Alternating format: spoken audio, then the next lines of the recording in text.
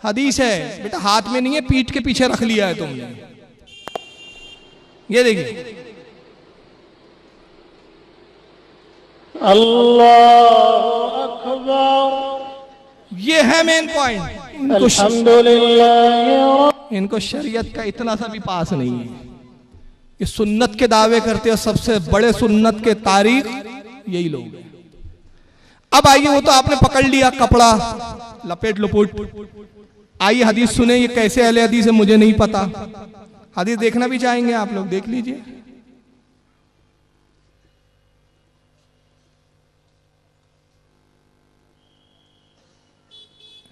यह है बुखारी शरीफ, सही मुस्लिम, सही मुस्लिम की जिल्द नंबर 1 और सफ़ा नंबर 193, किताबुस सलात, बाब आज़ाई सुजूद, हदीस नंबर 999।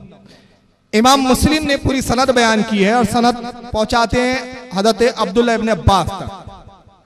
कहते हैं अन इब्न अब्बास रज़ियल्लाहु ताला अन्हु अन नबी सल्लल्लाहु अलैहि वसल्लम क़ाल।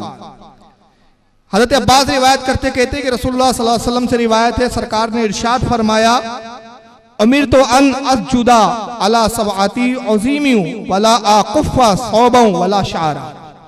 अल्लाह के नबी सल्लल्लाहु अलैहि वसल्लम ने इरशाद फरमाया कि मुझे हुक्म दिया गया। रसूल को किसने हुक्म दिया? किसने दिया होगा हुक्म रसूल को?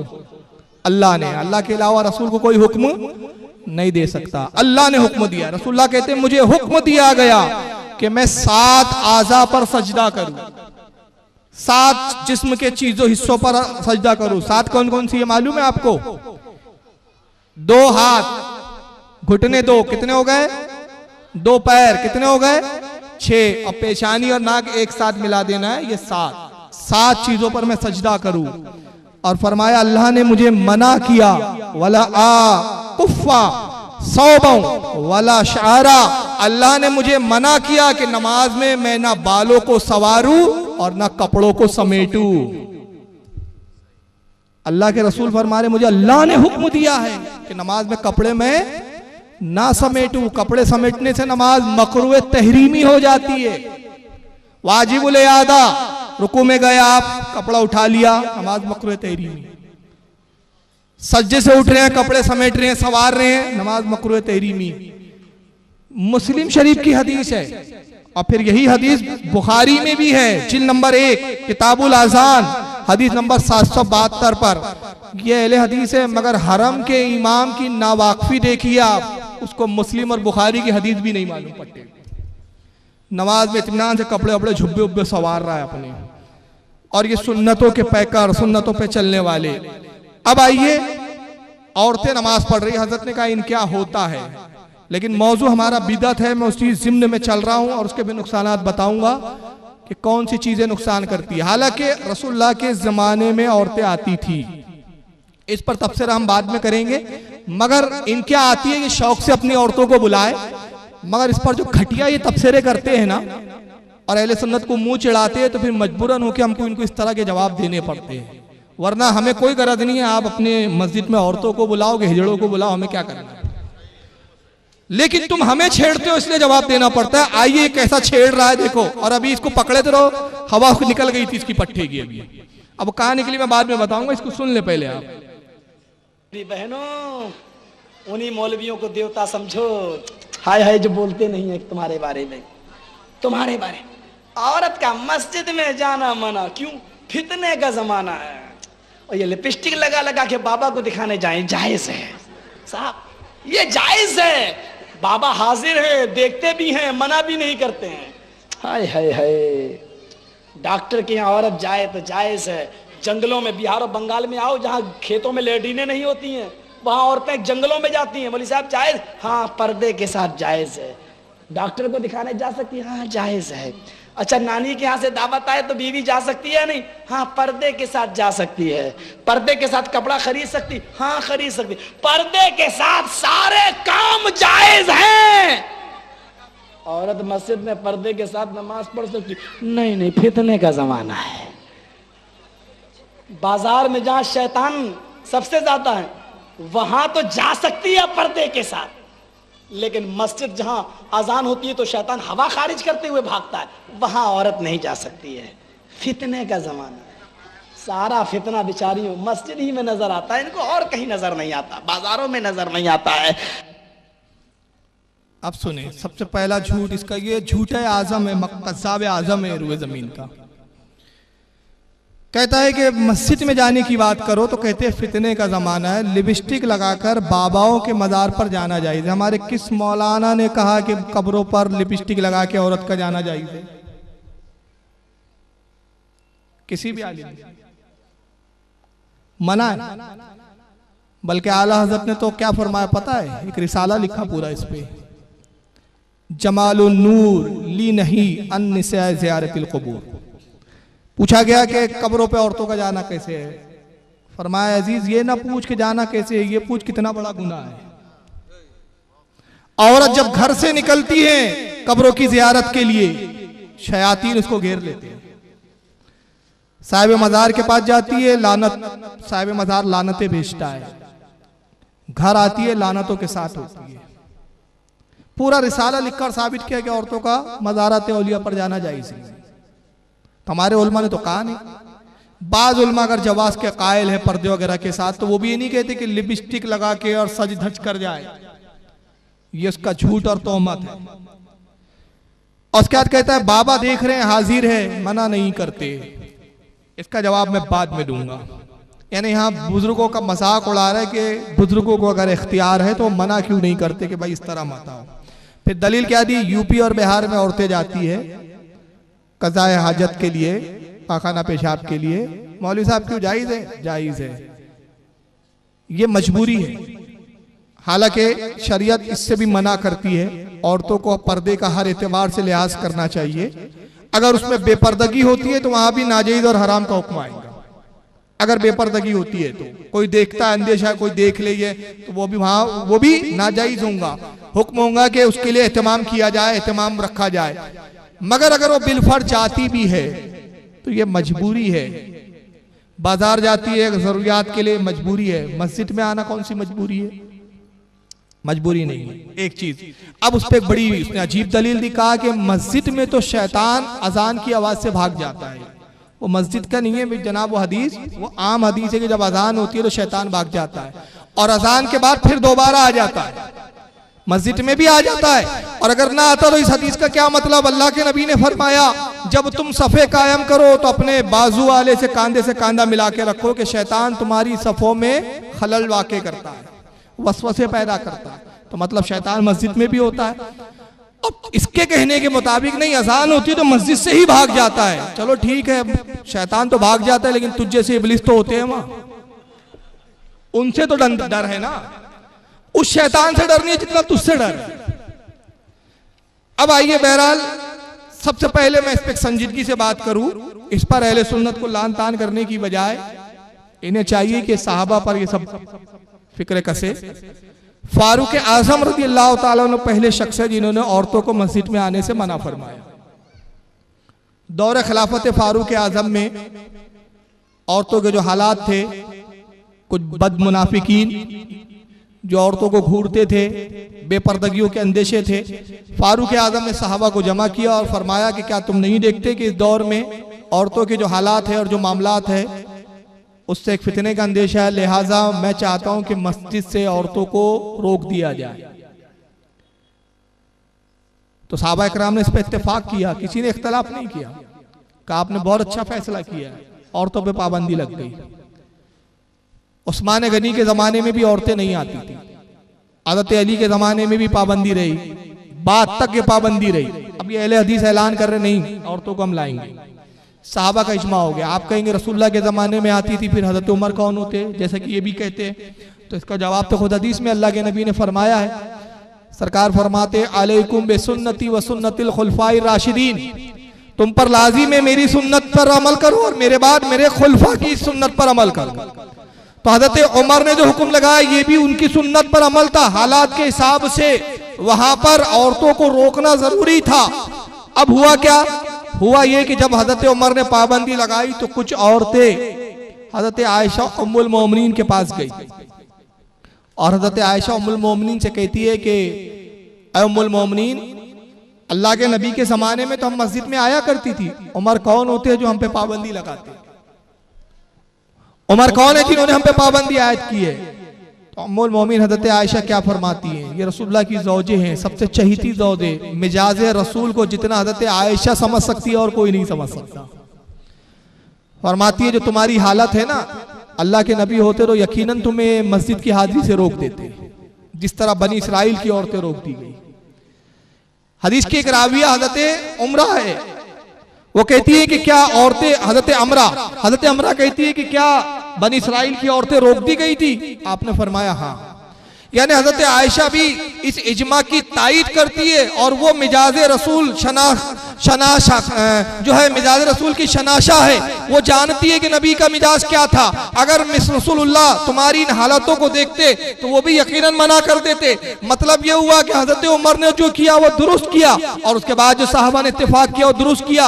अब तुम्हारे कहने के मुताबिक ये सब गलत था, हदीस की मुखालिफत थी, तो माज़अल्लाह तुम्हारे फतवे के मुताबिक तो सारे साहबा फिर बिदती हो गए। फिर एक भी फिर जो है माज़अल्लाह मुत्तकी परहेज़गार नहीं बचा, सब बिदती, सब इस्लाम से खारिज, नऊज़ुबिल्लाह।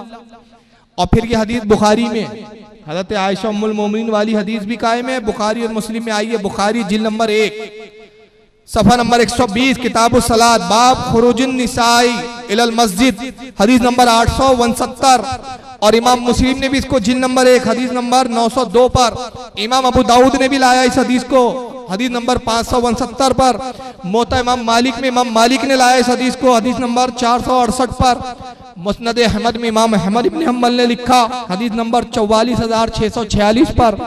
इमाम इब्न खुज़ैमा ने सही में हदीस नंबर 1698 पर। और इमाम अबू याला ने अल मुस्नद में हदीस नंबर 4493 पर। इमाम बहकी ने शाइबुल ईमान के अंदर हदीस नंबर 5155 पर। ये तमाम लोगों ने हदीस को नकल किया हज़रत आयशा उम्मुल मोमिनीन वाली। और इस पर एक ज़माने तक उलमा अहले सुन्नत का इत्तेफाक रहा कि औरतों की मस्जिद में आना फितने का सबब है। अब मैं एक सवाल पूछता हूँ, देखिए बहुत आसानी से आप समझ जाएंगे इंशाअल्लाह। ये बताइए, जिस जमाने में हज़रत उमर ने औरतों को रोका था, उस जमाने में औरतें ज्यादा नेक थी कि आज औरतें ज्यादा नेक है? बताइए। उस जमाने में ज्यादा थी ना।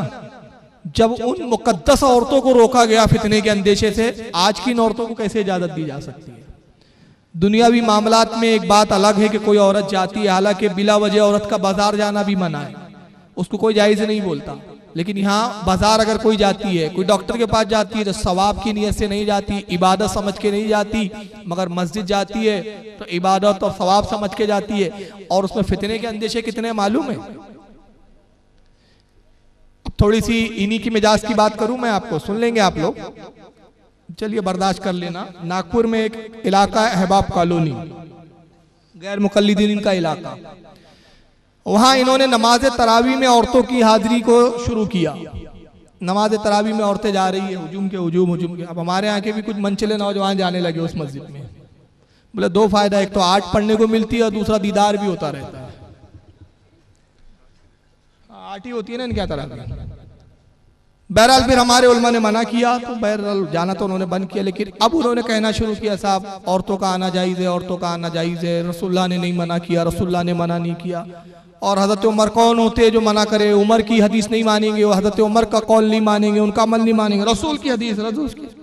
मैंने कहा अल्लाह की रहमत हो हज़रत उमर पर, रसूलुल्लाह का वैसे भी ये हुक्म फर्जियत के एतबार से नहीं था। इस्लाम उस वक्त कलील था, औरतें आती थी, रसूलुल्लाह ने कोई तरगीब नहीं दिलाई, सरकार ने उस पर कोई सवाब की बशारतें नहीं दी। अल्लाह के नबी ने नहीं कहा कि औरत मस्जिद में आए तो बहुत ज्यादा नेकियां हैं, बल्कि उसके बरक्स अदबुल मुफर्रद में इमाम बुखारी लिखते हैं कि अल्लाह के रसूल हज़रत फातिमा के बाद तशरीफ लाए और अपनी बेटी फातिमा से कहा, बेटी फातिमा बताओ औरत के हक में सबसे बेहतर काम क्या है? कहती बाबा जान वो नमाज पढ़े तो अपने घर में पढ़े। कहा और उससे बेहतर क्या है? कहा अपने घर के सबसे अंदर वाले कमरे में पढ़े। कहा और उससे भी कोई बेहतर है? कहा बाबा जान अगर घर में तलघर हो, बेसमेंट हो तो वहां पढ़े। नबी ने अपनी बेटी की पेशानी को बोसा दिया और इरशाद फरमाया, फातिमा तूने औरत की फितरत को पहचान लिया। अब मुझे सिर्फ इतना बताओ, मस्जिद नबी में औरतों को बुलाने का बड़ा शौक है, मैं चैलेंज कर रहा हूं, अगर अपने बाप की औलाद हो तो मुझे बताओ, रसूलुल्लाह की अज़वाज मोहतरात मस्जिद नबवी के पास हुजरे थे कि नहीं थे उनके? फातिमा खातून जन्नत का हुजरा मस्जिद नबवी के पास था। तुम हदीस से साबित कर दो कि हजरत आयशा उम्मुल मोमिनीन हजरत फातिमा उस जमात में आती थी कि नहीं आती थी? कयामत तक साबित नहीं कर सकोगे, नहीं आती थी ये खवातीन। किसी भी हदीस से साबित नहीं है, बड़ी जिम्मेदारी से बोल रहा हूं। हजरत फातिमा कभी मस्जिद नबी में नमाज पढ़ने नहीं आई, अपने घर में पढ़ती थी। हजरत आयशा नहीं आई। आम औरतें जो ज़ईफा बूढ़ी औरतें होती थी, और वो भी बाज औरतें वो जो फज्र के वक्त आती थी। उम्मुल मोमिनीन की एक हदीस बुखारी में भी आती है कि हम औरतें फज्र के वक्त उस वक्त जाती है कि जब अंधेरे में जाती और अंधेरे में लौट आती थी, बाकी नमाजों में हाजिर नहीं होती थी, क्योंकि अंधेरे में चेहरे पहचाने नहीं जाते थे, तो बाकी नमाजों में ये हाजिर नहीं होती थी। और रसूलुल्लाह ने बता दिया कि औरत की बेहतरीन फितरत ये है, औरत के लिए बेहतर ये है कि घर में पढ़े, तो नबी का हुक्म तो यहाँ मौजूद है। वहां तो उस वक्त रुखसत इसलिए थी कि खुद इस्लाम कलील था। अब मैंने कहा तुम इजाजत देते हो तो हजरत उमर की करोड़ा कब्र पर बरकतें हो, अल्लाह की उन पर रहमतें नाजिल हो कि उन्होंने औरत के इस मखसूस मामले को मखसूस रख दिया। अगर वो पाबंदी ना लगाते तो आज नतीजा क्या होता? वो वहां के एक मौलाना साहब से मैंने उनका नाम लिया, उनकी बीवी की इज्जत खुद खतरे में पड़ जाती। आप पूछेंगे कैसे? वो तो पर्दे में आती। मैंने कहा बेशक पर्दे में आती, बुरक़े में आती, नकाब में आती, लोग देखते इमाम साहब की बीवी आती है कि नहीं आती है। दूसरी औरतों को तो खूब बुला रहे हैं, इमाम साहब की औरत हाँ भाई 5 वक्त आती है, अचानक 5 दिन गायब हो गई। समझ गए आप? मैं नहीं खोलूंगा। मौलाना साहब की बेगम नहीं दिख रही है भाई। और आजकल अपॉइंटमेंट चौपाटी पे होते हैं, थिएटर में होते हैं। नतीजा क्या होता है? अहले हदीस की खबीसा निकलती, कहती जोहर में मिलना ना, फुला मस्जिद में, काले पत्थर वाली मस्जिद में, काला पानी की मस्जिद में, वहां मिलना जोहर में। अब मगरिब में आई है ना वहां पे, अब्बा को कह रही अब्बू कहाँ जा रही है? बेटा बेटा मगरिब पढ़ने जा रही है। अब्बू जान जा बेटा नमाज पढ़ने, कौन रोकेगा तुझे? और नमाज के आड़ में हो क्या रहा है? ये चीजों पे मना कर दिया। वरना आज हालत क्या है मालूम है? इतना उलमा सुन्नत मना कर रहे, तुम्हारी बातों पे अगर अमल करे तो नतीजा क्या होगा? आइए एक नतीजा बता रहा हूं कि इन लोगों ने औरतों को मस्जिद में आने की इजाजत दी, औरतों की इजाजत की बात की, नतीजा ये हुआ कि अब औरतें इमामत की भी हकदार बन के खड़े हो गई। आइए देखिए ये वीडियो। ये आपको मालूम होगा, वीडियो नश्र भी हुआ था, टीवी पे खूब तहलका मचा था। इस औरत ने धूम मचा दी कि औरत को जब इस्लाम में बराबरी का हक है तो औरत इमामत क्यों नहीं कर सकती? वो अजान भी दे रही है, नमाज भी पढ़ रही है। बताइए जब इतनी हसीनो जमील इमाम हो तो कौन नमाज पढ़ने नहीं जाएगा? देखते जाइए। Raheel Reza, who led the backyard prayer, is here today as well. She does the traditional call to prayer, something else that women. देखिए यहाँ रोक रहा हूँ, वो अजान दे रही है। तारीख में रसूलुल्लाह के जमाने में किसी औरत ने अजान दिया है? तो मैं जर्जिस की कॉल के मुताबिक तो ये भी कहना चाहिए, कहने वाला ये भी कह सकता है औरत पखाने के लिए जा सकती है, औरत बाजार जा सकती है, औरत गुफ्तगू कर सकती है, औरत लोगों से मिल सकती है, दवाखाना जा सकती है, दावत में जा सकती है, औरत अजान क्यों नहीं दे सकती? तो एक काम करो, जब तुम नमाज पढ़ाने मस्जिद में बुला रहे हो तो एक आध मस्जिद ऐसी भी तो बनाओ जहाँ इमाम और मौज़िन औरत ही रख दो। देखो फिर कितनी भीड़ हो जाएगी वहां पर। Don't normally do. Lose sight of that. Then, as in most mosques, a sermon before the prayer. We need perseverance in everything we do. Allah rewards perseverance with success. And we have to keep going and keep going and keep going. And I'm hoping that other mosques will follow our example, and that other prayers will be led by other women. And these young ladies will be the prayer leaders of tomorrow. I'm counting on you guys. Allahu Akbar. Bismillahir Rahmanir Rahim. Then, the moment that'll go down in history. Allahu Akbar. Allahu Akbar.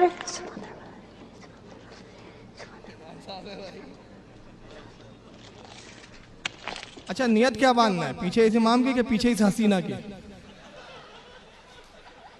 Allahu Akbar.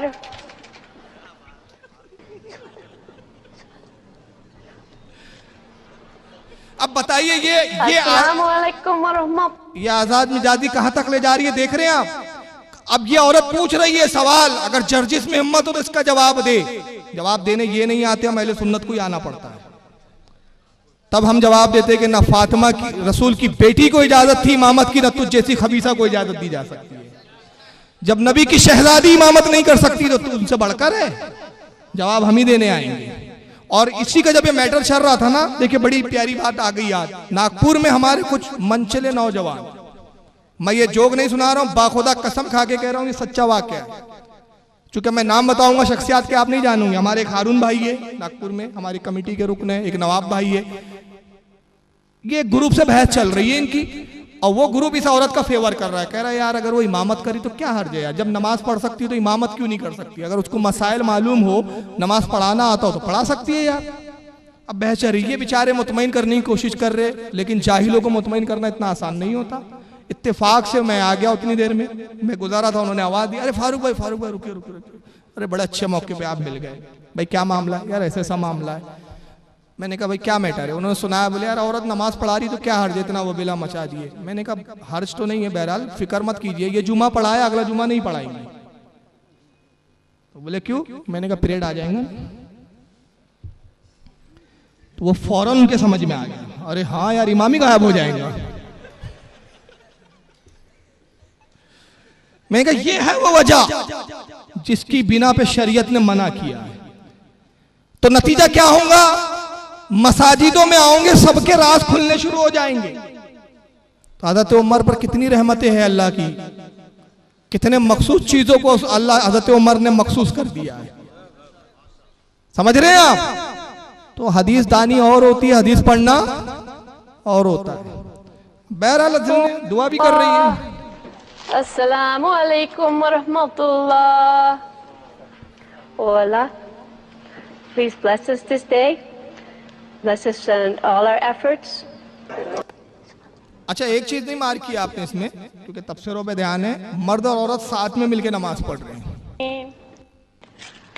और जर्जिस की दलील के मुताबिक कल ये भी मुतालबा होगा, जब शादी में मर्द और औरत बफे में एक साथ खा सकते हो तो एक साथ बाजू बाजू बैठ के नमाज क्यों नहीं पढ़ सकते?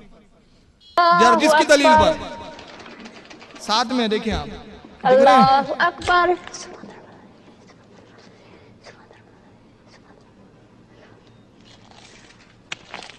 अल्लाहु अकबर।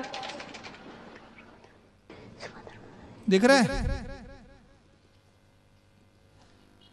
तो बहरहाल ये मामला है। अब देखिए आजाद मिजाजी, शेख मोहम्मद का नाम सुना है आपने? सुना है आप लोगों ने? शेख मोहम्मद। अब इंशाल्लाह इसके बाद के जो ये नए साल के अब जो प्रोग्राम आते हैं ना, बहुत नए नए चेहरे आपको देखने को मिलेंगे, क्योंकि बहुत दज्जाल पैदा हो गए हैं। ये शेख मोहम्मद अहले कुरान है, ये हदीस को नहीं मानता। ये सिर्फ कुरान की बात करो बोलता, हदीस तो इंसानों ने लिखी है बोलता, हम उस पर एतमाद नहीं कर सकते। जर्जी जैसे खबीसों ने इसका जवाब देना चाहिए, मगर औकात नहीं है इनकी कि इसके जवाब दे सके। वो शेख मोहम्मद इतनी आजादी देता है, कहता औरत को तो नकाब और बुर्का पहनने की जरूरत ही नहीं है, कुरान से साबित ही नहीं है। ये आजाद मिजाजी यहां तक ले जाती है। जरा देखें आप, जिस्मानी तौर पे औरतों को क्या खुला रखना है? मुंह, हाथ कोहनियों तक, सर खुले और पांव टखनों तक, सर खुले। अच्छा अब ये जो है ये कुरान की आयतें आज बता दी मैंने। अच्छा जो मैंने पीछे जो आपसे जीनत का डिस्कस किया है उसको मैं एक लाइन में रिवाइज कर दूं कि हर औरत को, चाहे वो किसी की बीवी हो, किसी की बहन हो, किसी की बेटी हो, उसको अपनी जीनत नुमाइश जो जाहिर करनी है वो है चेहरा, सर, हाथ कोहनियों तक और पांव टखने तक, हर एक को, उसमें कोई पाबंदी नहीं है। अब इसके मुताबिक तो सर भी खुले रखना है, बाल भी दिखाना है, जुल्फे भी दिखाना है।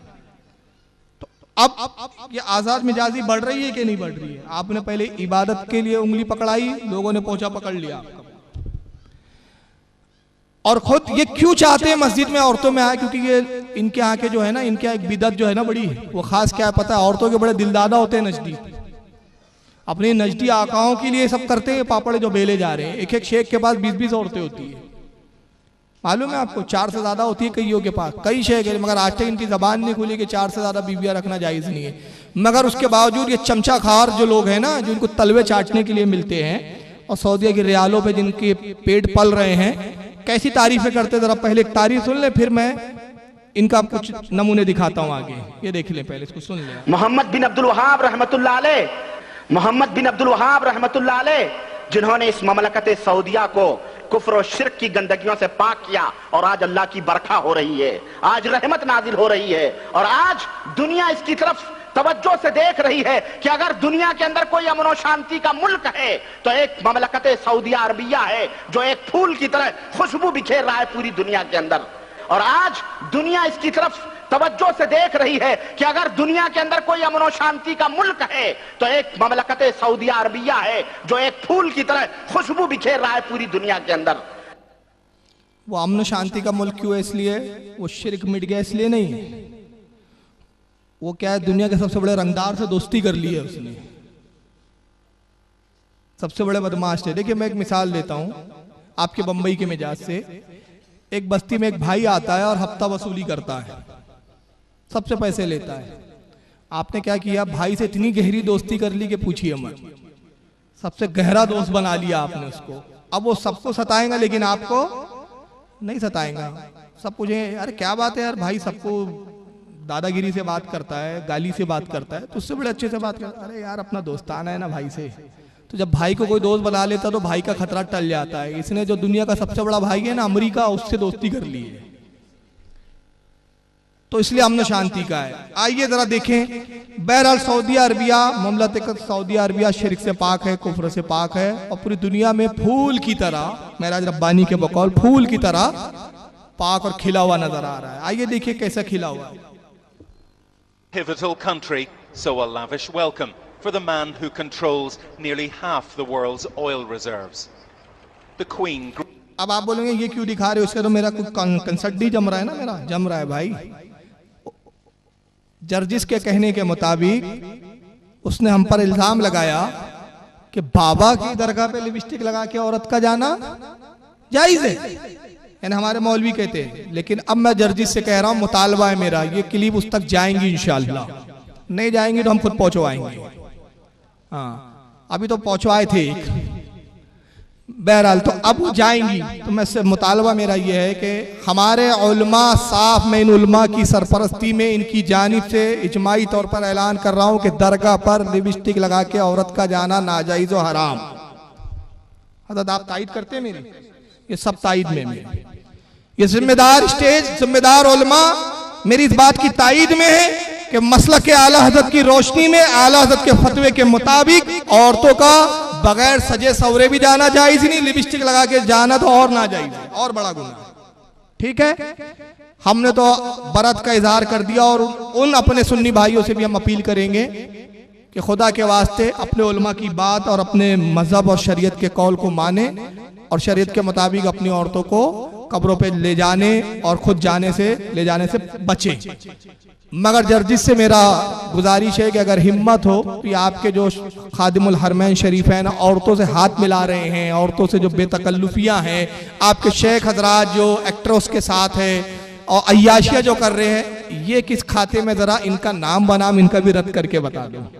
Greeted King Abdullah, a man the Saudis call humble and unpretentious.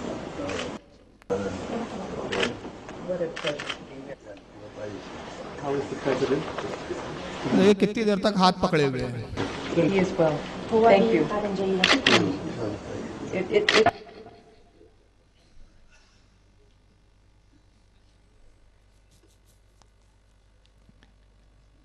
ये क्या जायज है? एक दो नहीं है भाई, गिन नहीं सकोगे आप, कुछ तो कैमरे में ही नहीं आई है। ये कौन सी सुन्नत है? ये तौसीफुर रहमान का कौल याद है? एक हाथ में हमारे क्या है? कुरान। दूसरा माफ करना, आपके बाबाओं के हाथ में कुरान नहीं है, लड़कियां हैं, मोहतरमाएं।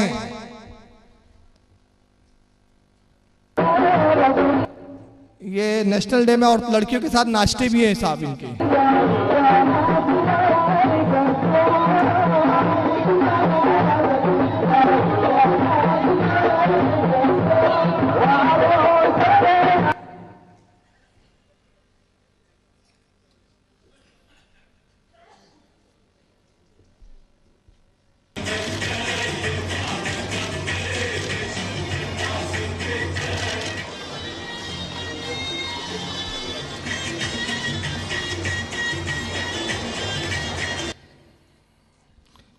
ये शहजादे अल वलीद नाम है इनका। हाँ ये देखिए एक्ट्रेस के साथ सब ये, इस पर कोई तबसरे नहीं है इनके। अब ये दिखाऊं कि नहीं दिखाऊं? पिछले बार भी इंतहाई मादरत के साथ आई थी एक वीडियो, देख ले।